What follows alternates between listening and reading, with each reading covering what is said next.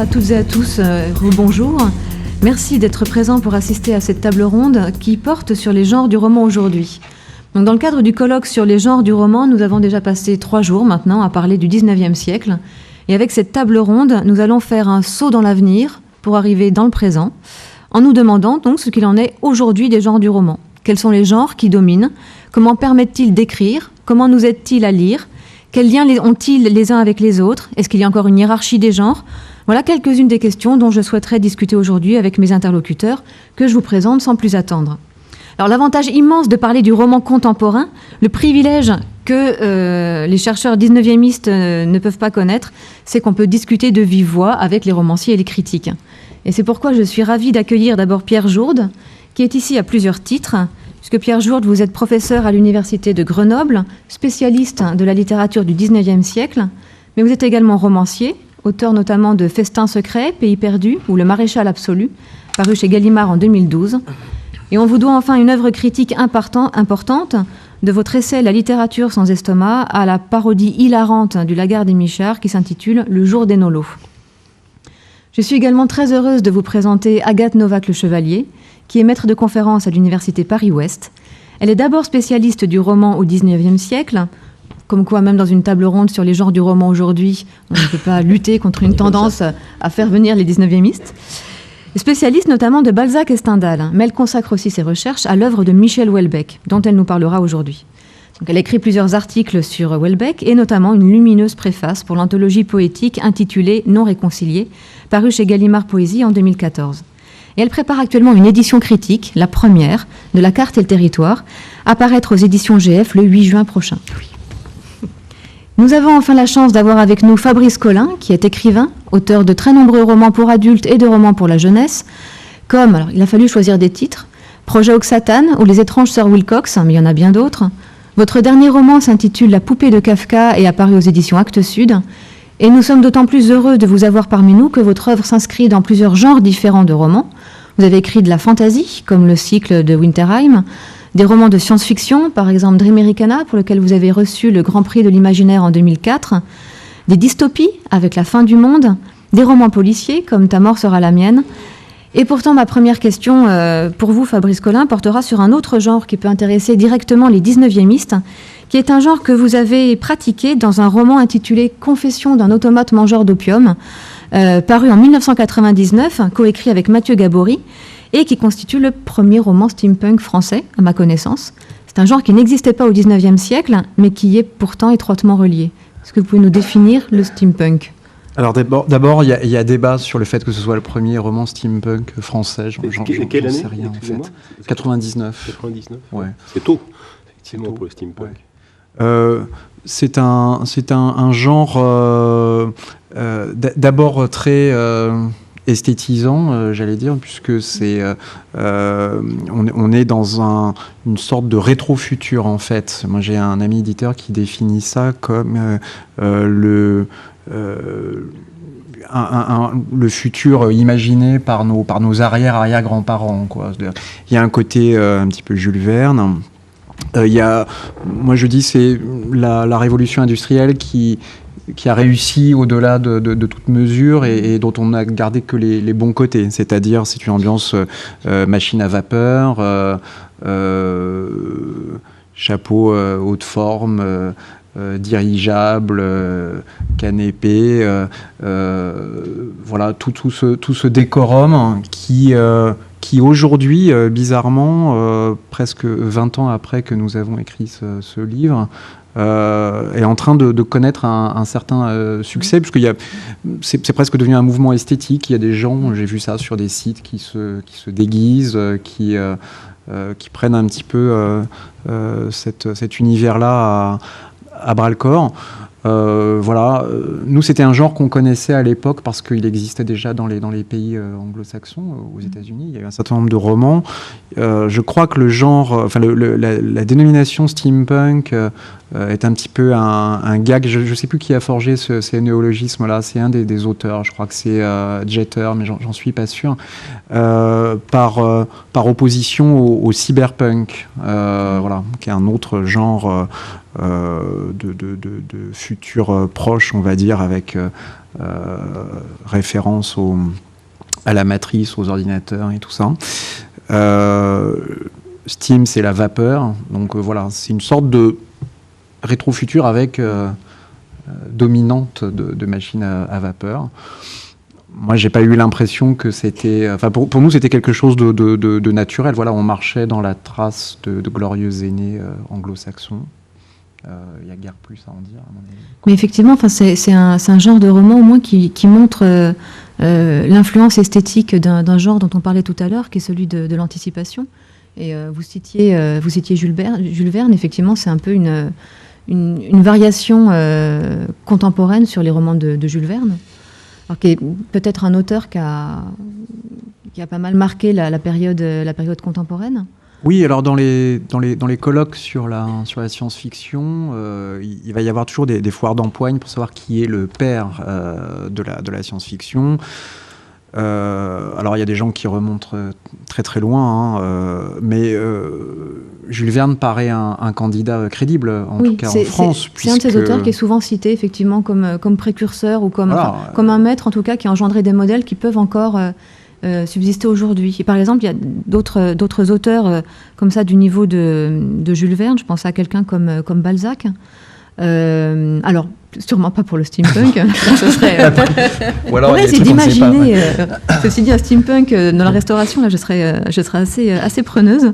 Mais je pensais plutôt au rôle qu'avait eu Balzac sur un certain type de roman qu'on appelle le roman traditionnel. Et on a pu justement, je me tourne vers Agathe Novak Le Chevalier, considérer que Houellebecq était justement un lointain héritier de Balzac. Oui, bon, c'est sans doute une des raisons pour lesquelles je m'y suis intéressée aussi. Je pense qu'une des particularités de Houellebecq, c'est de reprendre à bras-le-corps cette tradition-là, la tradition du roman de Meur, d'une certaine manière, qui a vraiment pris de l'ampleur au XIXe siècle. Si on lit l'avant-propos de Balzac, de la Comédie humaine, on voit tout de suite les échos avec l'œuvre de Houellebecq, qu'il s'agisse de l'idée qu'il va faire l'histoire oubliée par les historiens, celle des mœurs, qu'il va faire l'histoire du temps présent, qu'il va faire concurrence à l'état civil, et qu'il va faire ça en justement mélangeant tous les genres, comme pour Balzac, comme Walter Scott. On a la même ambition d'exhaustivité chez Houellebecq, la même volonté la même ambition sociologique, le même travail sur le monde contemporain, la même ampleur qui est présente. Et pourtant, il y a aussi évidemment, on parlait est-ce qu'il faut parler de romans réalistes, de romans de mœurs, etc. On peut pas non plus classer Houellebecq dans ces catégories-là parce que dès son premier écrit qui porte sur Lovecraft, il prend directement ses distances avec le réalisme en disant dès le départ la vie est douloureuse et décevante, inutile donc d'écrire de nouveaux romans réalistes. Et toute la dimension d'anticipation justement chez Houellebecq, sur laquelle je suppose qu'on reviendra tout à l'heure, elle vient contrecarrer cette affiliation-là, si on la prend au pied de la lettre en tout cas. C'est un jugement étonnant parce qu'à certains égards quand même, les romans de Houellebecq sont... Alors, pas décevant, mais en tout cas douloureux. Et oui. En tout cas, donne clairement cette image de la vie, effectivement, dans tout ce qu'elle peut avoir dans quoi elle correspond à l'image qu'on a du roman réaliste dont parlait Thomas Pavel tout à l'heure, c'est-à-dire qui anti-idéaliste. Oui, il y a les deux versants, parce que c'est à la fois extrêmement, en effet, fondé sur l'expression de la souffrance, et en même temps, c'est souvent très drôle. Et par ailleurs, il y a toujours ce travail, justement, à un moment ou à un autre, et de manière plus ou moins marquée, d'écollement du réel, qui fait que, justement, que pour moi, la lecture des romans de Houellebecq est supportable et qu'on ne va pas se pendre directement en ayant refermé un livre. Mais bon... En tout cas, ce qu'on lui oppose généralement, chez ses détracteurs, dont je ne suis pas, Dieu sait, c'est exactement la même chose que ce qu'on opposait à Zola. C'est-à-dire les deux choses. Un, il se vautre dans l'ordure avec complaisance, et deux, il écrit comme un cochon. C'est toujours la même chose, en fait. Oui. Oui, enfin, on reprochait déjà à Balzac de ne pas avoir de style. Enfin, je crois que ça a été évoqué par Thomas Pavel d'ailleurs tout à l'heure. Et c'est vrai que parfois, oui. c'est vrai que Balzac a parfois des métaphores accablantes. Enfin, c'est pas le sujet. Alors, on parle donc là, quelques auteurs du 19e, effectivement, qui ont pu avoir une influence sur les genres aujourd'hui. J'imagine aussi qu'il y a aussi une rupture complète entre le 19e et aujourd'hui, et certains genres du 19e qui ont complètement disparu aujourd'hui. Est-ce que, Pierre Jourde, vous avez une idée sur la question? Alors, c'était hier que Jean-Marie Seillan parlait du roman aérostatique. Le roman aérostatique a disparu aujourd'hui, tout comme les aérostats. Enfin, à ma connaissance. Mais non, il n'a pas disparu. Non, justement, il est dans le steampunk. C'est ça. J'ai lu un roman steampunk avec aérostat, donc vous voyez, c'est... Ah ben voilà. Léodec sera donc de lointains héritiers qui n'avaient jamais imaginé pouvoir avoir un jour. Et est-ce qu'en tout cas, est-ce qu'au 19e, on peut penser à des genres qui étaient particulièrement présents et qui n'auraient aucun héritier aujourd'hui? C'est une question que je me pose qui est, à vrai dire, j'aurais pas vraiment de réponse moi-même. Donc là, je pose une colle. Peut-être le roman comique vaudevillesque à la Paul de Kock, ce genre-là. Enfin, moi, je vois pas de... Est-ce que c'est pas en train de revenir aujourd'hui avec Gilles de Gardinier ça existe encore. Oui, bien sûr. Non, c'est un genre qui fleurit, ça. Le roman fantaisiste existe encore. Il fonctionne bien, même. C'est pas le feel-good. Il y a eu ce roman qui a eu beaucoup de succès là, d'un fakir enfermé dans une armoire. Enfin, je me souviens plus du titre. Régulièrement, on voit reparaître ce genre de jour. Non, en fait, pour vous répondre, je ne vois pas. Je ne vois pas cette disparition, sauf peut-être pour le roman à vocation sociale, comme Eugène Sue, par exemple. Survivance de ce genre-là, je ne vois pas très bien qui l'assurerait. Voyage dans les bas-fonds, quelque chose comme ça. C'est peut-être tous les genres, en fait, qui avaient qui est avant tout fondé en fait sur une définition idéologique ou politique, parce que je pense que le roman catholique aussi a dû plus ou moins s'effondrer dans les années 60, non? Alors attendez, le roman catholique, est-ce qu'il existe encore des romans catholiques? Non, peut-être pas, en effet. Non, peut-être pas. Avec la disparition de la semaine de Suzette, le roman catholique n'avait plus d'espace de communication. En tout cas, notre difficulté à trouver des genres de romans du 19e qui n'existeraient plus aujourd'hui est plutôt bon signe, en tout cas, sur l'héritage qui nous reste de ce 19e. Alors, et effectivement, les genres dont j'aimerais qu'on parle nous viennent pour une grande partie du 19e. Je pense justement au genre que vous avez pratiqué, Fabrice Collin, dans votre œuvre multiple, la science-fiction, le fantastique, le policier, le steampunk. Et je me demandais d'abord s'il y avait un genre dans lequel vous ne vous verriez vraiment pas écrire. Je suis désolé. Allez-y. Il me vient quand même quelque chose qui me paraît justement extrêmement représentatif de quelque chose qui serait à creuser. Le 19e, c'est quand même la grande époque du roman fantastique. Or, c'est un genre qui est, en France, infiniment peu pratiqué par les écrivains, le roman fantastique. Il y en a très peu. Alors qu'il fait florès au cinéma, curieusement. Alors que le genre fantastique fait florès au cinéma. Et ça, je pense que ça pose question, en effet. Cette quasi-disparition du fantastique. Excusez-moi, on pourra peut-être y revenir. C'est peut-être Fabrice Collin aussi parce que je pense que votre connaissance des littératures de l'imaginaire pourrait nous aider, et aussi sur les frontières, justement, entre science-fiction, fantastique et fantasy aujourd'hui. Est-ce que la frontière est très nette pour les lecteurs et pour les écrivains? Alors, en théorie, elle est assez nette. En vérité, je pense qu'elle intéresse pas grand monde, en fait, en dehors des participants au colloque. C'est-à-dire que éditorialement... je me suis rendu compte que la plupart des éditeurs ignoraient ces différences. Alors, il y a un truc qui est intéressant, c'est qu'en littérature adulte, quand même, la différence entre science-fiction, fantastique et fantasy, il y a des gens qui ont besoin de la connaître parce qu'il y a des gens qui vont lire que de la fantasy ou que du fantastique, et c'est très important pour eux de ne pas déborder. Attention. Mais en jeunesse, pas du tout. C'est-à-dire qu'en jeunesse, tout est permis, c'est vraiment un espace de grande liberté, et on s'aperçoit qu'à partir du moment où on met une étiquette à un roman, les gens, les prescripteurs, certainement vont paniquer, vont se dire « Oh là, c'est un genre dont je ne connais pas, donc je ne peux pas y aller ». Si vous commenciez à dire que Harry Potter était un roman de fantasy, si vous inscriviez ça dans une collection de fantasy, les ventes seraient probablement divisées par 10 parce que voilà, les gens se diraient « J'ai peut-être pas les armes pour ça ». Bon.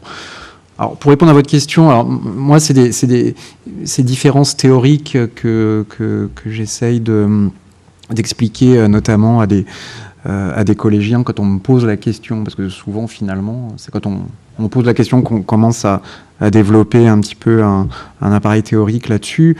On a une espèce de métaphore très simple dont je ne suis pas du tout l'inventeur, mais en gros c'est la métaphore du chat qui parle, quoi. Vous êtes chez vous, vous avez un chat et un jour votre chat se met à vous parler. Il vous dit voilà, c'est l'heure de bouffer, là je voudrais du lait, qu'est-ce qui se passe? Bon. Là, vous avez trois possibilités, en fait, il y a trois explications possibles. La première, c'est l'explication scientifique, donc de science-fiction, c'est-à-dire que votre chat, en vérité, est un chat bionique ou que sais-je, c'est-à-dire que si vous l'ouvrez, vous allez trouver à l'intérieur des circuits électriques, des puces électroniques, des choses comme ça. Donc, en fait, ce chat est une machine. C'est une explication rationnelle, quoi. On va dans le futur, on imagine un moment où ces chats-là existeront. On en est déjà pas très loin aujourd'hui, ce qu'on arrive à faire comme jouets, des petits robots, etc. Donc, on peut imaginer très bien que dans un siècle, on arrive à faire des animaux de compagnie comme ça, qu'on a l'apparence de véritables animaux. Bon. La deuxième explication, c'est que on est dans un monde de fantaisie, et à ce moment-là, vous avez affaire à un chat magique. Comme pourrait être une licorne. Vous n'allez pas vous poser une question sur une licorne. Si vous avez un lutin chez vous, c'est un lutin. Bon, bah là, vous avez un chat qui parle. C'est de l'espèce des chats qui parlent. Et la fantaisie est un genre dans lequel la magie et le surnaturel est quelque chose qui est donné, qui va de soi, qui est un présupposé que tout le monde admet. Dans Le Seigneur des Anneaux, quand Gandalf fait de la magie, personne ne va lui taper sur l'épaule en lui disant « Pardon, mais comment fais-tu? C'est pas possible. Tu dois avoir un truc. » Voilà, la magie existe. Donc, bon. La troisième possibilité, et là c'est assez marrant quand je demande aux enfants qu'est-ce que vous feriez si vous avez un chat qui parle, parce que finalement les réponses sont assez diverses. Il y en a qui lui répondent, donc ils entrent tout de suite dans le jeu du fantastique, et là ça devient intéressant, parce que voilà, la troisième possibilité, c'est la possibilité je dirais qui, par défaut, qui est ni science-fiction ni fantasy. On est dans le réel, et dans le réel, les chats ne parlent pas. Donc s'il y a un chat qui parle, il pose une sorte de problème métaphysique. Qu'est-ce qu'on fait de ce chat qui parle, quoi? Donc là, il y a deux possibilités. Soit on considère qu'on est fou, c'est-à-dire que le problème vient de nous. Et à ce moment-là, on n'est pas dans le fantastique, on est dans le réalisme, et on est simplement atteint d'une pathologie neurologique. Vous savez, il y a des gens qui ont des maladies, que ce soit des psychoses ou des tumeurs au cerveau, qui font qu'ils vont entendre des choses qui n'existent pas. Donc là, très bien. Et là, encore, on a une explication rationnelle. Mais si ce diagnostic-là est pas posé, c'est que le chat parle vraiment. Et là, on ne sait pas, quoi. Et là, c'est le fantastique pur, c'est-à-dire je sais pas, c'est la métamorphose de Kafka, c'est le nez de Gogol, c'est-à-dire vous avez quelque chose qui survient, qui n'est pas possible, et pourtant qui est. Et donc là, on est tout de suite dans l'inquiétante étrangeté, et normalement, la réaction, c'est la terreur et c'est l'effondrement interne, parce qu'on est face à quelque chose à quoi on n'a pas du tout été préparé. On ne sait pas gérer cette situation-là. C'est une impossibilité dans les faits, et qui pourtant se manifeste dans la réalité. Donc voilà, qu'est-ce qu'on en fait, quoi. C'est un bon résumé du livre de Todorov sur le fantastique que vous venez de nous faire. Mais justement, voilà, ça rejoint un peu la remarque que je faisais tout à l'heure, et sur laquelle j'ai une vague théorie. Depuis quelques années, on assiste à une offensive très concertée sur l'imaginaire, et à une tentative d'évacuer l'imaginaire de la littérature haut de gamme, pour reprendre l'expression de Thomas Pavel. C'est par exemple le numéro de la NRF d'il y a 2 ans, je crois, qui était dirigé par Philippe Forest, et qui consistait à dire qu'au fond, le roman d'imagination était un genre mort, que maintenant il ne fallait plus parler que je reprends aussi l'expression de Catherine Millet, l'avenir du roman, c'est le roman qui parle de nos vies. Donc il y a vraiment une tentative très concertée d'évacuation de l'imaginaire. Il y a aussi ce livre de Christophe Donner intitulé « Contre l'imagination » qui a quelques années maintenant. Bon, il y a cette idée-là, à partir au fond, c'est toujours un peu le même argument, l'imagination c'est l'absence de nécessité. La nécessité ne peut venir que du vécu. C'est un peu l'idée. Bon. Et au fond, évacuant l'imaginaire de la grande littérature, on le confine à l'imaginaire à l'état pur, c'est-à-dire à l'imagination débridée, c'est-à-dire à la littérature de genre, pour ne pas dire de sous-genre, qui est celle de la fantaisie, du steampunk, de tout ce que vous voulez, etc. Bref, on établit une espèce on rétablit une espèce de double littérature, la grande littérature qui va nous parler de nos vies, va nous raconter des vies, et vous avez remarqué d'ailleurs que il nous faut maintenant une caution de réel. Tous les grands prix littéraires, c'est soit des livres qui parlent de la guerre, soit des livres qui parlent où les gens racontent leur vie, ou font des biopics. C'est un peu chaud. Quant à l'imaginaire, c'est pour le vulgum pecus qui va aller lire ou qui va acheter des traductions de romans anglo-saxons. Et c'est une des raisons pour laquelle je vois la sous-représentation actuelle du fantastique dans la littérature, en tout cas française, chez les anglo-saxons. Ça se passe un peu différemment. C'est que, comme vous venez de le dire, le fantastique, c'est précisément le genre interlope. On ne sait pas très bien où on est. Et ça, c'est embêtant, parce qu'on ne peut pas être du côté du réel, comme la grande littérature d'aujourd'hui, ou du côté de l'imaginaire, comme la sous-littérature de genre. Je crois que c'est un peu ça qui gêne dans le fantastique. Oui, puis alors, pour apporter de l'eau à votre moulin, là, il y a quelque chose qui est en train de se passer chez l'École des loisirs en ce moment, donc en jeunesse, où l'éditrice qui est là depuis de longues années, Geneviève Brisac, est mise sur la touche depuis quelques mois. Il y a une reprise en main de la maison par quelqu'un qui est réellement rentré en guerre contre l'imaginaire. C'est-à-dire qu'il a alors moi, je n'ai pas subi je suis pas publié chez l'École des loisirs, mais on m'a raconté, donc sous toute réserve, mais il y a eu un blog qui a été créé à ce sujet-là avec des auteurs qui viennent déposer leur doléance, et l'éditeur en question appelle les gens qui écrivent des romans appartenant aux littératures de l'imaginaire en disant que c'est plus possible, enfin que l'imaginaire il faut arrêter, quoi. Voilà, tout simplement. C'est très violent. Oui, c'est en fait non seulement une attaque contre les littératures de l'imaginaire, mais c'est aussi une attaque, si on vous suit Pierre Jourde, contre la fiction elle-même.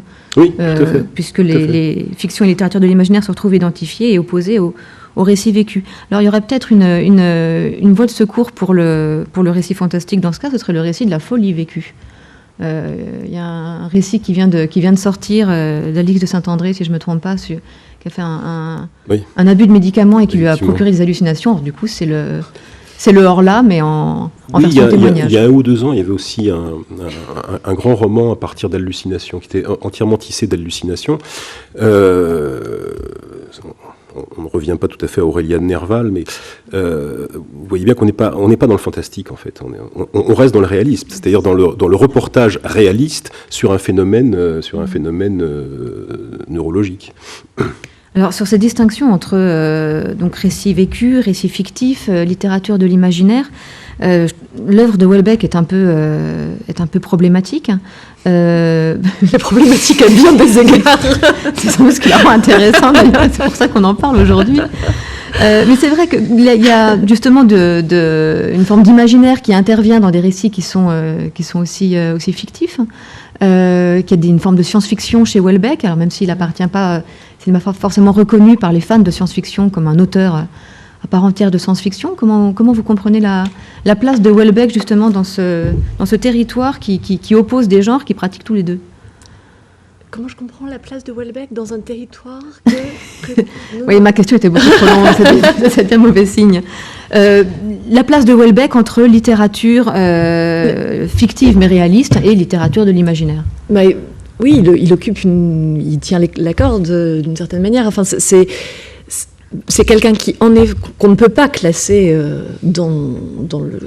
comme auteur de science-fiction, qui d'ailleurs n'a jamais publié dans une collection de science-fiction, qui est perçu d'ailleurs, j'avais posé la question de savoir comment il était perçu par le fandom de science-fiction à Marc Atala, qui coordonne un numéro sur les rapports, justement, un numéro de la revue Res Futurae sur les relations entre Houellebecq et la science-fiction. Et il me disait que sa position est extrêmement ambiguë, parce qu'il est à la fois reconnu par les amateurs de science-fiction du fait qu'il fait entrer d'une certaine manière la science-fiction dans la littérature légitime, et en même temps, comme il ne se revendique pas de cette littérature-là, ça reste problématique. Donc il ne fait pas partie de ce que Marc Atala a appelé le ghetto SF, et du coup, il ne peut pas être absolument récupéré. En même temps, très clairement, bon, il y a à la fois des critiques sur le fait que ces procédés ne soient trop classiques par rapport à la science-fiction qui a cours actuellement. Enfin, voilà, ça reste extrêmement ambigu. Et en tout cas, il participe aussi, justement, et ça me semble intéressant dans le cadre du colloque, il participe à remettre en cause, justement, les partages, les lignes de partage entre ces différents genres. Il le dit, enfin, de toute façon, il a une sorte d'éclectisme global qui transparaît dans son œuvre. Enfin, il suffit de lire les particules élémentaires pour voir la manière dont il fait coïncider, enfin, dont il pose côte à côte Kant et Pif le chien, la manière dont, dans La carte des territoires, il peut rendre à la fois hommage à Georges Perec et, quelques pages plus loin, à Thierry Jonquet. Donc il y a vraiment un travail de mise en contiguïté de genres très différents et la légitimité très, très diverse. Et puis, par ailleurs, il le dit dans un essai qui s'appelle « Sortir du XXe siècle », il dit c'est le devoir des auteurs de littérature générale de signaler aux populations, dit-il, de signaler aux populations les confrères qui ont eu l'audace et en même temps le manque d'habileté d'œuvrer dans la littérature de genre. Et il dit Carrère l'a fait avec Kédic, et moi je l'ai fait avec Lovecraft. Et il faut que ceux qui œuvrent dans la littérature légitime, entre guillemets, à chaque fois tout ça est entre guillemets chez lui, travaillent à faire reconnaître les écrivains qui œuvrent dans la littérature de genre. Oui, d'accord. Ce qui en fait, donc là vraiment renvoie les littératures de l'imaginaire aux littératures de genre, c'est-à-dire superpose à la question de la poétique et du rapport entre réalisme et imaginaire une question de hiérarchie. Alors ce que disait Fabrice Collin tout à l'heure sur l'école des loisirs laisse penser que les littératures de l'imaginaire ont effectivement bien besoin d'être défendues. Et en même temps, on a aussi le sentiment aujourd'hui que les littératures de l'imaginaire connaissent aussi une vogue. D'abord parce qu'on parle de steampunk dans un colloque universitaire, ce qui est tout de même bon signe, parce que le cinéma continue à diffuser ces genres de façon très forte. Le Grand Prix de l'imaginaire a une notoriété qui me semble de plus en plus grande. Oui, non, c'est vrai, mais cantonné, à condition que ça soit cantonné dans des genres spécifiques, de plus en plus, je crois. Vous verrez jamais d'auteurs publiés dans une collection de science-fiction ou de fantasy à la grande librairie. Je pense que c'est arrivé une fois avec Heyerdahl.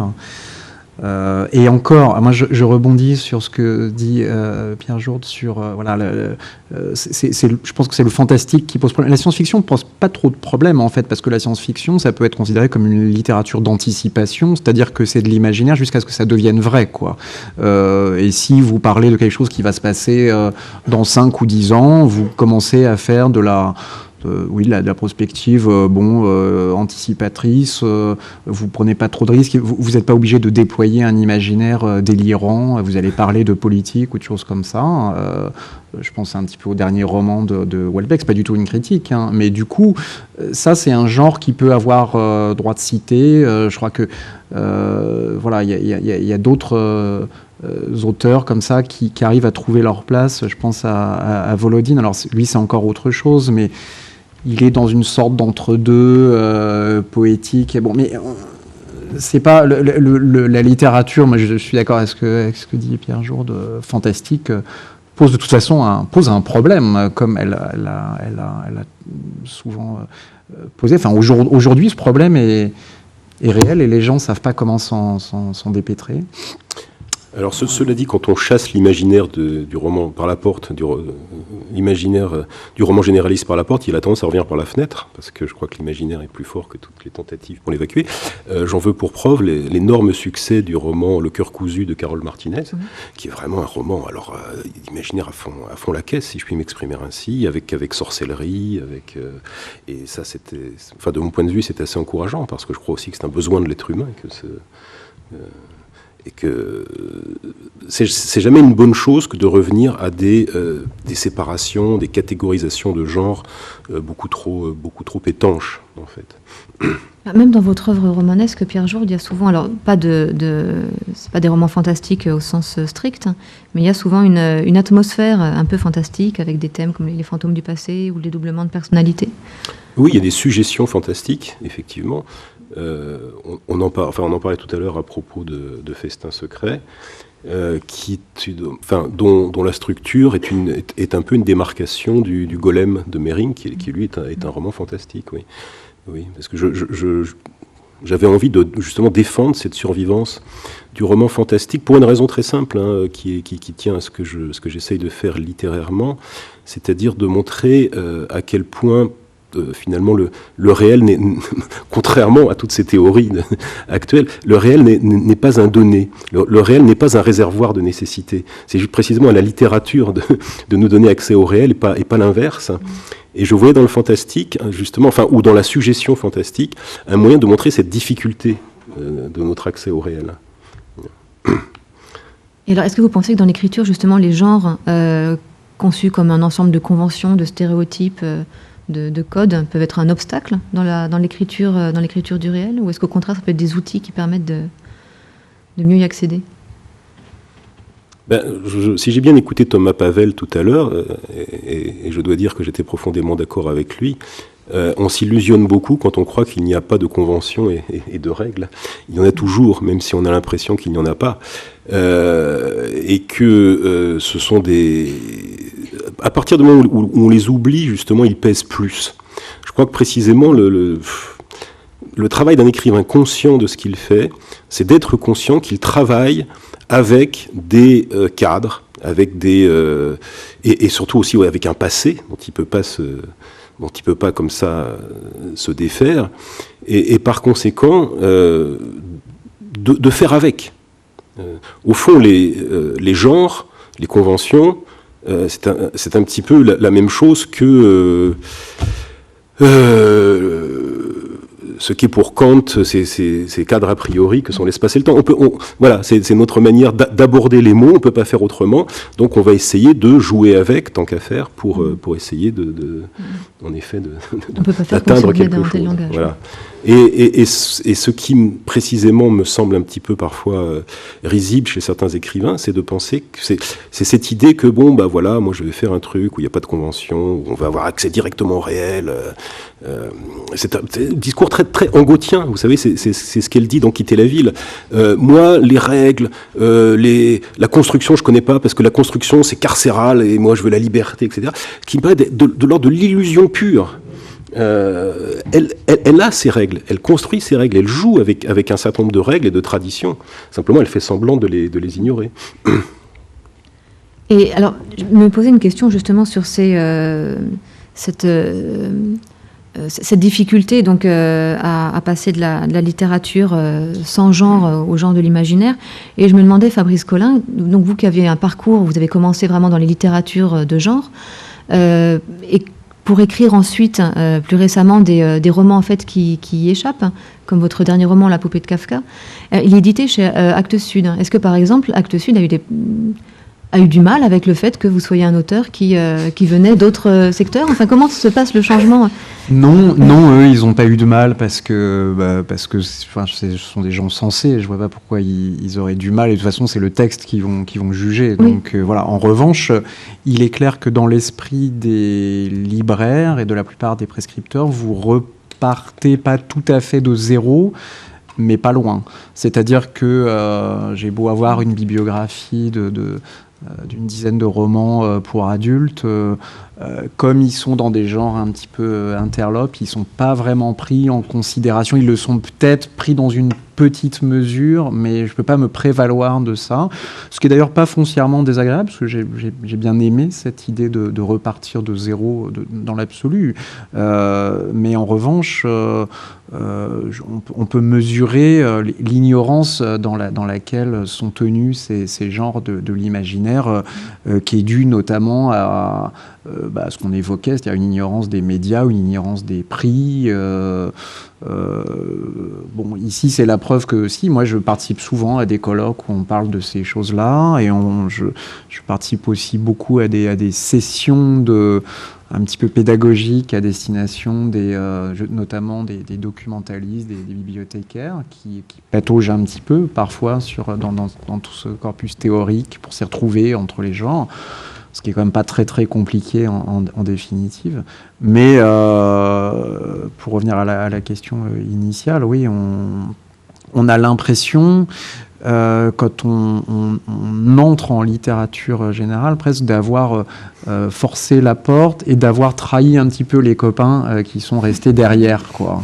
C'est ce qu'ils vous font sentir, en tout cas, par leur silence assourdissant. C'est-à-dire, très bien, t'es parti, on ne veut plus entendre parler de toi, quoi. C'est vraiment le fils prodigue. Et ça, c'est arrivé à Dantec, à Volodine, à des gens comme ça, qui ont commencé à publier dans des collections de science-fiction au départ.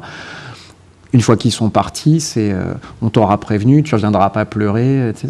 Enfin, je ne sais pas exprimer comme ça, mais c'est un peu ce qu'on ressent. Et en même temps, quand ces gens ont du succès en continuant finalement, en s'inscrivant dans la continuité de ce qu'ils avaient commencé à faire, quand ils ont du succès en littérature générale, il y a toujours une sorte de ressentiment, c'est tu pourrais... c'est presque, il y a presque une injonction de dire n'oublie pas de rappeler quand tu reçois ton prix que tu viens de la science-fiction, quoi. Il y a ce côté un petit peu il y a cette frustration toujours qui est à la fois on se gargarise d'être dans notre petit cercle fermé, dans ce milieu, dans cette littérature que les autres ne peuvent pas comprendre. Il y a quelque chose qu'on aime bien là-dedans quand même. Et puis en même temps, quand on se heurte à certaines limites, on n'est pas content. Vous savez, les littératures de l'imaginaire, en termes éditoriaux, moi j'ai toujours coutume de dire qu'il y a le plancher est plus haut qu'en littérature générale. En littérature générale, vous pouvez vraiment vous prendre des gadins stratosphériques en termes de vente. C'est vendre quelques dizaines de romans, c'est possible. En science-fiction, c'est quasiment pas possible. C'est-à-dire que n'importe qui va vendre au moins 800 ou 1000 romans, ce qui n'est pas énorme, mais c'est un chiffre qui pourrait contenter pas mal de jeunes auteurs de littérature générale. En revanche, le plafond existe aussi. C'est-à-dire que vous ne vendrez jamais 200 000 exemplaires d'un livre dans une collection de science-fiction. Maintenant, vous pouvez faire de la science-fiction sans le dire, comme Bernard Werber, par exemple. Mais là, vous êtes en littérature générale, vous serez classé en littérature générale, et là, c'est bon, le succès vous tend les bras, quoi. Oui, ce qui peut aussi expliquer, du coup, l'homogénéité des communautés dans la littérature de l'imaginaire, parce que, justement, il n'y a pas, d'un côté, l'auteur qui vend une dizaine d'exemplaires, et de l'autre côté, celui qui vend... Oui, il y a peu de querelles d'ego, ça reste très mesuré, ouais. Alors, j'aime bien l'idée de changement de genre comme nouveau départ, finalement, encore mieux que le pseudonyme... essayer un autre genre et vous recommencerez. Oui, et ceci dit, c'est un peu ce qu'avait fait J.K. Rowling après Harry Potter, avec une place à prendre, c'est ça un roman... Elle était attendue au tournant, là. Oui, un roman de meurtre avec une dimension de polar et qui était donc assez différente. Parce que, quand j'ai un peu l'esprit d'escalier, est-ce que je peux revenir sur cette question des conventions et des règles que vous avez posées? Parce que je me la suis posée très explicitement en écrivant en écrivant un texte, un récit. D'ailleurs, en tant qu'écrivain, j'ai écrit un récit qui s'appelle Pays perdu. Et quand j'enlève ma casquette d'écrivain et que je mets ma casquette d'universitaire, je ne sais pas quel est le genre de ce texte. Je serais absolument incapable de le classer, puisque ça consiste à raconter un événement absolument réel et vécu par moi. La personne, c'est le nous qui désigne mon frère et moi. Nous ne sommes pas les principaux personnages de ce récit. Nous assistons à son déroulement. Donc nous sommes un peu des personnages secondaires. C'est un dispositif classique qui assistons en fait aux obsèques d'une jeune fille dans un village d'Auvergne. Et en termes de genre, je ne saurais pas quel terme donner à ce texte. Je ne sais pas si Jean-Marie, avec toute sa science. Ouais, bon, ben voilà. Comme quoi, on peut écrire des textes qui sont difficilement classables. C'est pas une autobiographie, c'est pas un roman. Voilà, c'est. On sent que c'est un truc extraordinaire, mais on lui donne guère l'occasion de le faire. Voilà. Alors, en fait, j'ai écrit ce texte, ce petit texte, en ayant en tête très exactement les règles de la tragédie classique. Ça a l'air idiot. C'est-à-dire unité de lieu, unité de temps, unité d'action. Un village d'Auvergne de 20 habitants, une journée. Une seule journée, 2, si on déborde un petit peu, et unité d'action, un enterrement. En débordant un petit peu, parce que l'enterrement est aussi l'occasion de raconter la vie des gens qui assistent, en venant les uns après les autres voir la morte, et une page ou 2 pages sur la famille. Pourquoi me suis-je donné ces règles ? Eh bien, précisément parce que ces règles, donc des conventions, me semblaient le mieux à même de reproduire la réalité de ce qui se passait. C'est-à-dire, qu'est-ce que c'est que des obsèques, sinon l'événement le plus réglé du monde lui-même, mais où précisément la convention produit un effet de condensation de l'émotion, d'une certaine manière, qui la rend d'autant plus, enfin comme de la vapeur que l'on comprime, qui la rend presque d'autant plus forte. Et c'est exactement ce qui se passe aussi dans la convention de l'écriture romanesque, qui, en se faisant, ne s'oppose pas du tout à la réalité, mais au contraire, essaye de la suivre. Voilà. Eh bien, merci pour ce développement.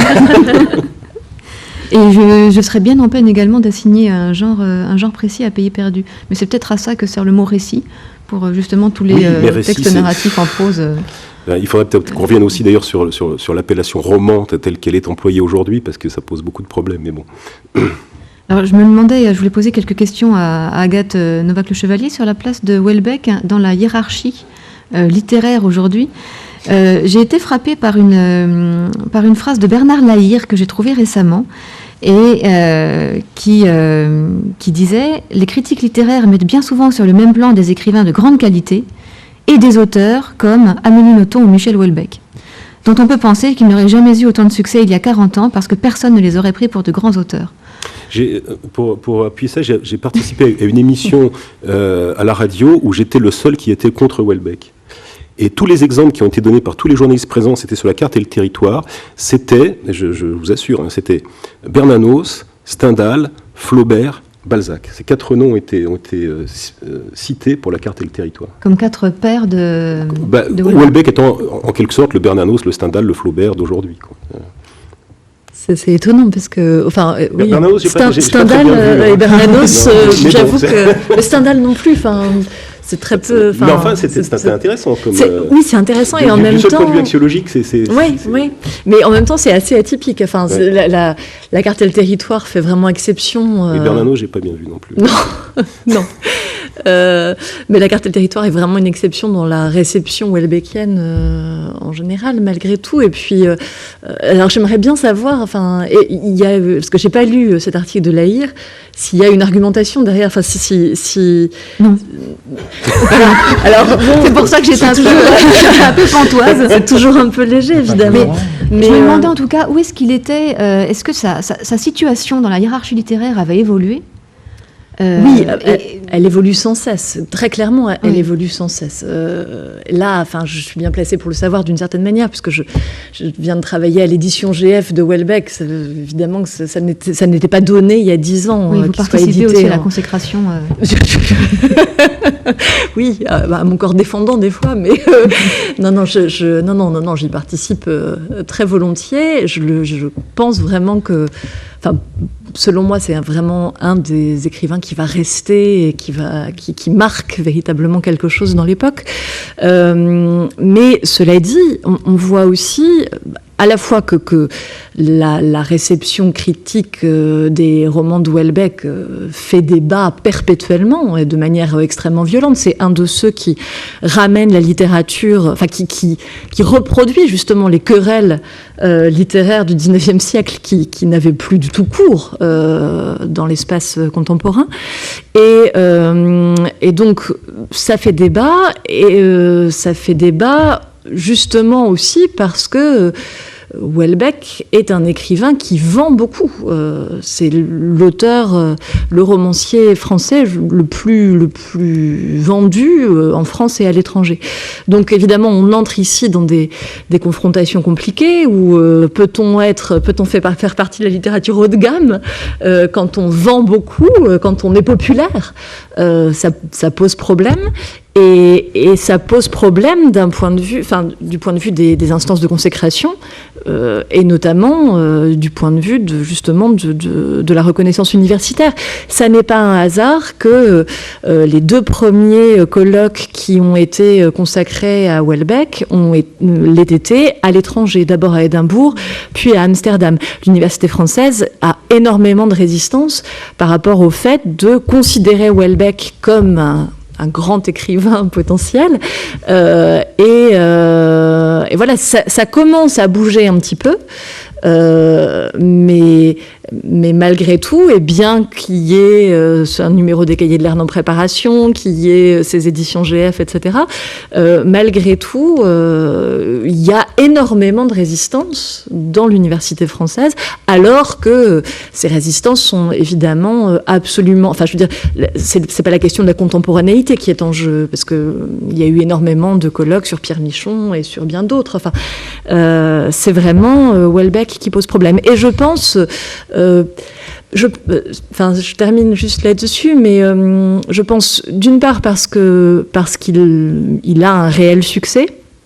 Je ne m'occupe même pas d'un jugement direct sur la qualité des textes, sur la valeur, mais le fait qu'il ait beaucoup de succès commercial, le fait aussi ce que Vincent Guyader appelle sa multipositionnalité, c'est-à-dire que il ne s'illustre pas simplement en littérature, mais on le voit au cinéma, on le voit faire des expositions de photos, on le voit chanter avec Jean-Louis Aubert, etc. Enfin, ça, j'aurais tendance à dire, et peut-être que c'est une des raisons pour lesquelles il m'a intéressée aussi tellement, que il fait partie, enfin, il renouvelle une conception quasiment pré-institutionnelle de la littérature, qui appartient justement au XIXe siècle, avant que justement la littérature ne s'institutionnalise. Lui, il fait pas partie du tout de ce milieu-là au départ.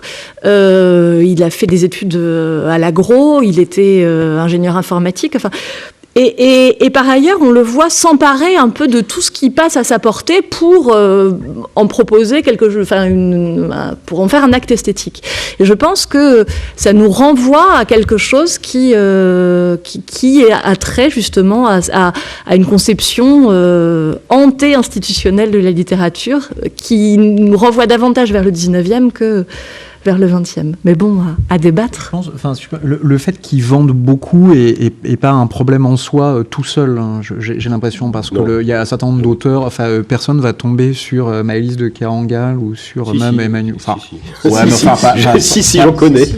Oui, toujours, mais enfin, non, mais pas dans ces proportions quand même, je sais pas. Il y a aussi le fait qu'il aborde des thématiques contemporaines et qui intéressent, je veux dire, la cité. Oui, personne ne tombera sur Modiano, par exemple, pour prendre un autre exemple. Oui, mais Modiano ne vend pas autant. Non, c'est vrai. Et il ne chante pas avec Jean-Louis Aubert. C'est dommage. Et il ne joue pas dans des films. Mais c'est vrai que le succès me semble une explication assez convaincante, parce que ça pourrait au moins expliquer ce rapprochement qui m'avait paru très incongru entre Amélie Nothomb et Michel Houellebecq. Oui. Parce que là, pour le coup, les problématiques politiques gênantes chez Amélie Nothomb... non. Il y a moins de problèmes. En même temps, enfin... Oui, alors évidemment, il peut y avoir des débats sur la qualité, mais c'est... je trouvais ça intéressant quand vous avez dit c'est un auteur populaire, et donc ce serait un mauvais auteur. Et je me demandais justement si on pouvait encore parler de roman populaire aujourd'hui, alors qui serait évidemment pas le même que le roman du 19e. Est-ce qu'on a des formes de romans populaires qu'on peut quand même rapprocher de celles du 19e ? Oui, sans doute, du côté de Marc Lévy et de tout ce genre-là. Enfin, je pense que... Marc Lévy est le Georges Honnet d'aujourd'hui, en quelque sorte, on peut dire ça comme ça. Le Georges Honnet ? Le Georges Honnet, Ah non oui, pas Georges je me Honnet. disais, alors là, pourquoi Georges Honnet, qui était la cible, vous savez, de tous les écrivains du 19e siècle, le maître de forge, etc. On n'a plus assez de concierges et de portières pour savoir ce qu'elles lisent, en fait. Non, enfin, en tout cas, ce qui me gêne beaucoup, du coup, c'est qu'on tend à confondre le genre populaire, pour lequel j'ai un infini respect et dont je suis convaincu qu'il doit survivre, et ce que j'appellerais plutôt littérature... comment dirais-je, littérature industrielle dans le cadre de Marc Lévy ou de Guillaume Musso, c'est-à-dire des choses qui sont vraiment absolument formatées. La littérature populaire, ça existe. Je veux dire, les romans policiers de Pénac, par exemple, c'est de la littérature populaire, c'est de la très bonne littérature populaire. Et ça s'est vendu. Ça s'est vendu au départ par le bouche à oreille et pas par la mise en tas dans des FNAC. Donc c'est des démarches tout à fait différentes. Il y a aussi une différence sur le sujet, c'est que la littérature industrielle de Marc Lévy fait tout sauf parler du peuple. Tous les héros sont des architectes new-yorkais. Un chirurgien new-yorkais, oui, tout à fait. Oui. C'est parce que vous aviez embrayé sur le succès commercial que je oui, mais en effet, c'était... Alors que le premier grand succès de Pénac, c'était sur la promotion immobilière à Belleville, ce qui était quand même effectivement tout à fait c'est autre ça, chose. oui, ça devient un niveau complètement différent. Une partie du succès de Lévy et Musso s'explique notamment par le fait qu'ils se gardent bien et dans leurs romans et dans leur vie de dire quoi que ce soit qui puisse dépasser. Moi j'ai entendu Marc Lévy interviewé sur une radio il y a quelques jours à l'occasion de la sortie de son dernier roman, et les commentateurs essayaient de l'interroger, de le pousser un petit peu sur Paris debout, sur et alors vous votez quoi, etc. Et alors c'est motus et bouche cousue, et c'est impressionnant. On sent qu'il y a l'attaché de presse derrière qui est en train de se ronger les ongles. C'est impossible de prendre parti sur quoi que ce soit parce que ça serait tout de suite clivant et il y aurait des gens qui perdraient ce contact presque pur, je trouve, avec une sorte de non-esprit, quoi. C'est-à-dire qu'il n'y a rien qui peut attaquer, perturber. Ça, c'est le vrai roman gentil. C'est-à-dire que quand on vous dit à ne pas endormir de la nuit, c'est exactement le contraire. Je pense que c'est précisément le roman super pour dormir la nuit. Il n'y a rien qui va imprégner votre inconscient et vous réveiller en sursaut la nuit. Vous comprenez tout, quoi. Oui, voilà. c'est lisse comme une publicité pour la téléphonie mobile. En tout cas, pour revenir à cette question du genre populaire, jusqu'à l'arrivée de Houellebecq, justement, pour lui rendre cet hommage, à un moment donné, j'étais convaincu que le seul genre qui prenait en charge la réalité, en tout cas dans le champ littéraire français, c'était le policier. Enfin, à un moment donné, c'était ça, pratiquement.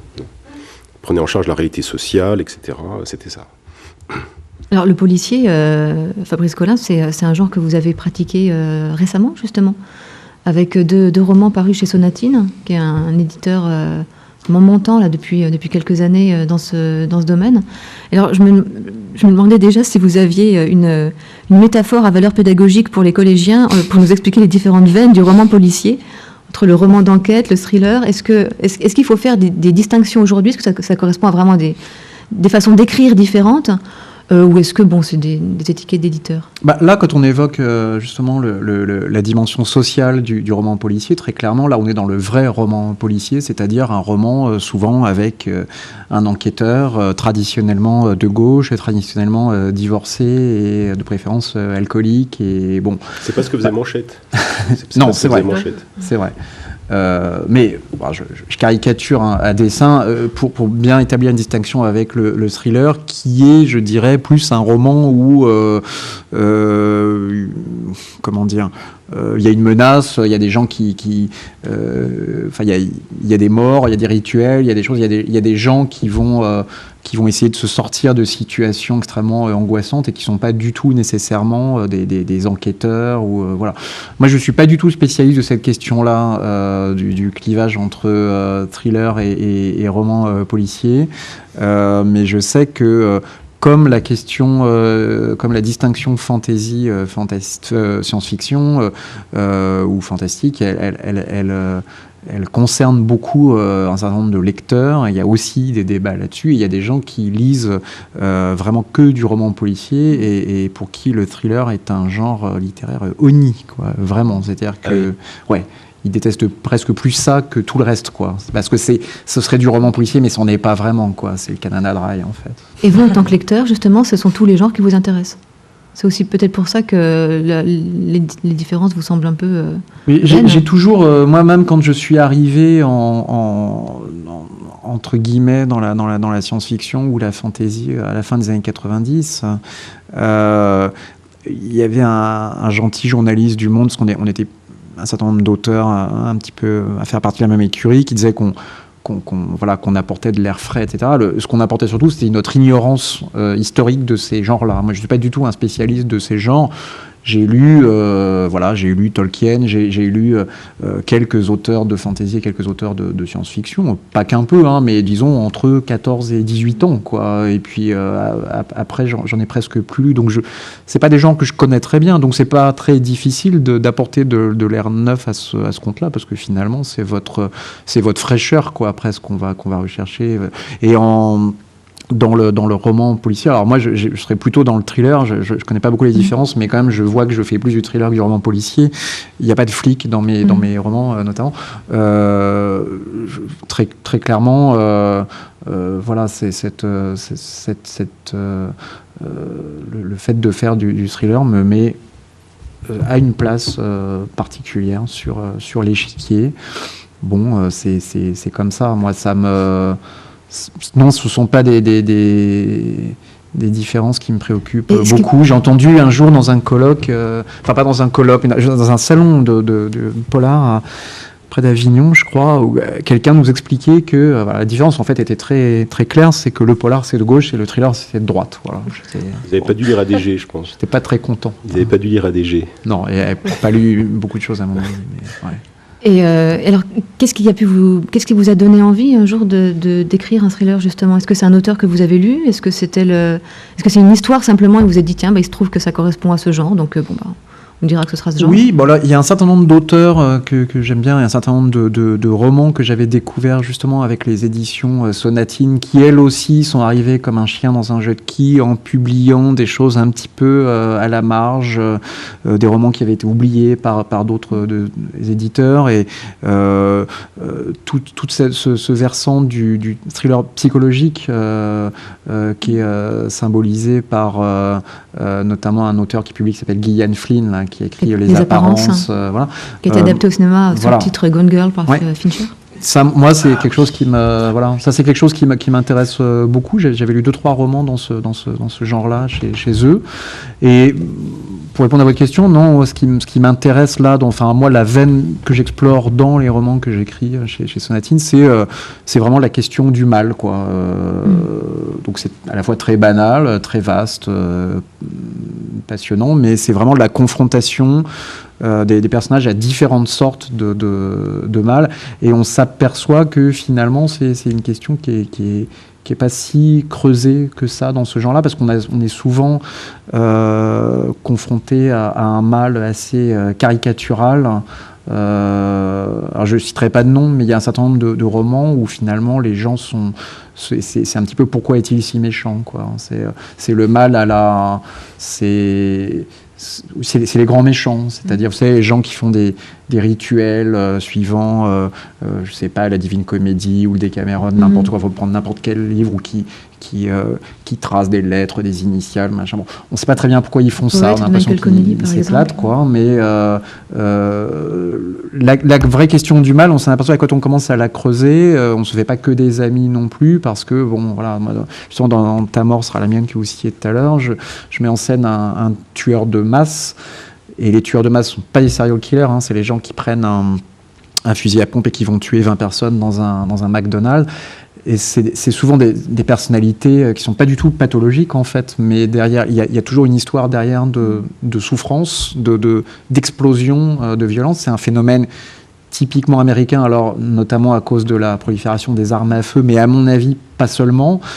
C'est aussi parce qu'on a une société un peu comme la société victorienne qui est très coercitive, très basée sur les apparences. Tout va bien, on aime le pays, c'est génial, on veut faire partie de l'équipe de foot, on sort avec la fille blonde, enfin tout va très bien. Et quand on s'aperçoit que les lycéens notamment qui perpètrent ce genre de massacre dans les universités, dans les lycées, sont souvent des gens qui laissent des lettres derrière eux.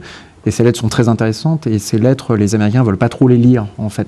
On en parle très peu, ils sont classés tout de suite dans la catégorie des fous pathologiques. Or, ils disent des choses qu'il faut entendre. Voilà, moi, c'est ça qui m'intéresse. Alors, c'est amusant parce que ça fait écho à ce que disait Thomas Pavel tout à l'heure sur un tempérament foncièrement optimiste des Américains qui du coup se forçaient à écrire des livres sinistres pour avoir l'impression d'être... Pour accéder à une forme de dépression noble. Exactement, une forme de dépression noble. Et en tout cas, ce qui me frappe, c'est qu'effectivement, ça correspond plutôt à un imaginaire américain. D'ailleurs, effectivement, le terme même, thriller, vient de cette littérature. Parce qu'on pourrait penser que... moi, j'ai le sentiment que l'état d'esprit français est globalement... tranquillement morose et déprimé. Est-ce que comment vous comprenez justement qu'en tant qu'écrivain français, vous soyez imprégné comme ça par un imaginaire américain ? Est-ce que c'est le cas déjà ? Oui, c'est alors très clairement le cas parce que ces romans-là se passent aux États-Unis. J'avais avancé à un moment une espèce d'explication. Alors excusez le barbarisme, mais un peu psychogéographique, c'est-à-dire que la topologie même des lieux crée, soit le milieu, par exemple, j'ai un roman qui se passe dans le milieu hollywoodien, enfin dans le milieu des producteurs de Beverly Hills, et ça c'est quelque chose qui est unique, c'est-à-dire qu'on peut pas transposer en France, ça peut pas être à la Plaine Saint-Denis, quoi, ça va pas marcher. Et de la même façon, des gens qui roulent, enfin toute cette esthétique des road movies ou donc des road novels avec des gens qui font 500 km sans croiser personne au milieu du Nevada, c'est pas possible non plus, même en Auvergne, vous allez finir par croiser quelqu'un ou un village. Je sens bien que... C'est pas sûr. Vous allez croiser quelqu'un plus vite quand même que dans l'Utah, quoi, par exemple. Mais voilà. Après, oui, moi je suis imprégné de ce pan de littérature. Pour répondre à la question de tout à l'heure, ce que j'ai lu sont essentiellement des romans policiers ou des thrillers américains et qui exploitent cette géographie, que ce soit le côté labyrinthique de New York ou le côté déglingué, frappé de soleil de Los Angeles. Voilà, il y a des villes qui ont comme ça qui presque exhalent un parfum fictionnel directement. Il y a des gens qui sortent des anthologies sur ces villes-là.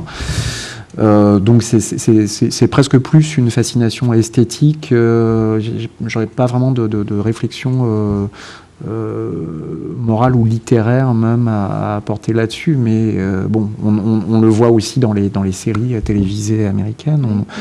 On peut pas faire les mêmes choses. Ça veut pas dire. Je pense qu'il y a un vrai substrat français très intéressant, notamment rural. Là, j'ai un copain libraire, Benoît Mainville, là, qui vient de sortir un bouquin qui s'appelle Rural Noir, donc il est en plein là-dedans justement. Et ça, c'est très intéressant.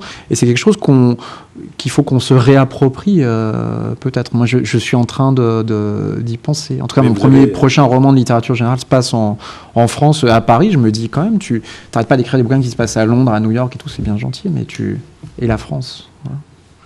Mais vous avez raison. Et là, on se heurte vraiment justement à la question du genre, parce que si vous pouvez, vous n'avez pas parlé de la campagne aux États-Unis, ça n'existe pas la campagne, c'est l'Ouest, c'est tout à fait autre chose. Si vous parlez de la campagne en France, vous allez immédiatement tomber dans le rayon littérature de terroir. Ouais. C'est redoutable. C'est-à-dire, on faisait du bon pain. Machin sortait, allait dans son pré, etc. Vous allez tomber là-dedans, et donc il n'y a pas, là encore, il y a très peu de textes qui vont aborder la réalité contemporaine. Il y a Marie-Hélène Lafont, mais elle est presque toute seule sur ce créneau, par exemple. Et en tout cas, ce qui est frappant, c'est que les images que vous évoquez, Fabrice Collin, je pense que tout le monde voit très bien, effectivement, de façon très nette, à quelles images ça renvoie, mais on n'arrive pas à leur assigner de sources précises. C'est-à-dire, si on se demande est-ce qu'il y a eu un film fondateur ou est-ce qu'il y a eu un roman fondateur, on a plus de mal à le trouver. Je pensais à ça parce qu'on a eu une communication passionnante ce matin qui montrait justement le rôle de fondateur qu'avaient eu certains auteurs pour déterminer des genres, comme Walter Scott. Et du coup, tous ces imitateurs étaient le Walter Scott français, le Walter Scott italien, etc. Et là, effectivement, j'ai l'impression que ce modèle américain est une imprégnation qui est beaucoup plus diffuse et qui passe par différents médias. Je ne sais pas s'il y a un auteur. Oui, ce qui est intéressant aussi, aujourd'hui, c'est l'interaction entre des médias complètement différents. On parlait du steampunk tout à l'heure. Je ne sais pas de quand date le jeu vidéo Siberia, qui a eu un énorme succès, mais ça doit être presque contemporain de votre roman, hein, le jeu Siberia. C'est un bon exemple de steampunk. Alors je ne sais pas si c'est le jeu vidéo qui crée le genre littéraire ou l'inverse, mais il y avait quelque chose. La Cité des enfants perdus de Jeunet et Caro, c'est du steampunk. Oui. Je ne sais pas de quand ça date, mais c'est à peu près... C'est 94. Voilà, donc oui, c'est vraiment... Oui, c'est intéressant justement cette interaction entre... Le jeu vidéo, c'est important aussi de ce point de vue-là. Alors on parlait de littérature, enfin vous parliez de littérature du terroir.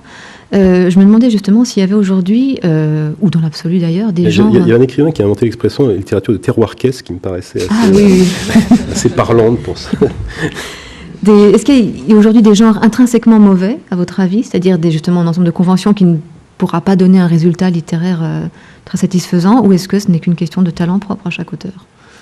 Éternelle question que je vous ressors aujourd'hui.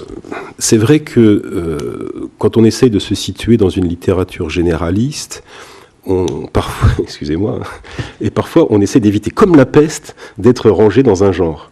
Je veux dire, c'était ma terreur quand j'ai écrit Pays perdu. Je dis, mais ils vont me mettre dans la littérature de terroir, ça va être terrible. Bon, ça s'est pas passé, hein, pour différentes raisons. Parce que je parlais assez peu de bons pains et de braves paysans qui mènent ces bêtes...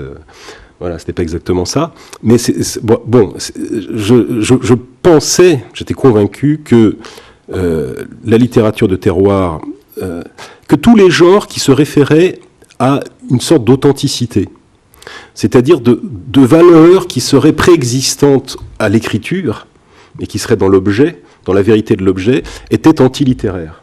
Était mauvaise. Donc la littérature de terroir, donc l'éternel roman sur le sud des États-Unis ou sur l'Égypte antique, ou le roman historique de l'authenticité. Et en fait, sans doute je me trompe, parce que je pense qu'on peut réussir à investir, on peut réussir à se faufiler dans la littérature de terroir ou dans le roman sur le sud des États-Unis en faisant des choses intéressantes. Et j'en ai eu une preuve.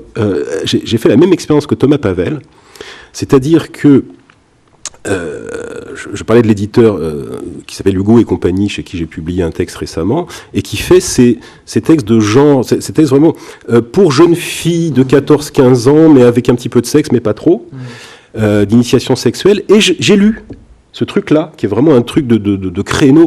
Et ben c'était bien, mais c'était pas mal du tout. C'était bien fait, c'était intéressant, et ça disait des choses sur la réalité de ce que vivent effectivement. Alors, il se trouve que c'était une jeune fille indienne en Angleterre avec tout ce que ça peut représenter, sa famille, etc. Et ben, je vous assure que c'est beaucoup plus intéressant et ça dit beaucoup plus de choses sur la réalité que n'importe quel Christine Angot, pour revenir à mes auteurs préférés.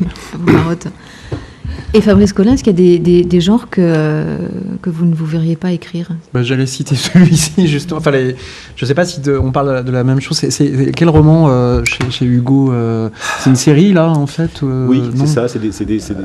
Ça a un nom, mais ça ne me revient pas. Parce que c'est un peu dans la lignée de 50 nuances de degrés ou... Enfin, moins, quand même. Moins. Oui.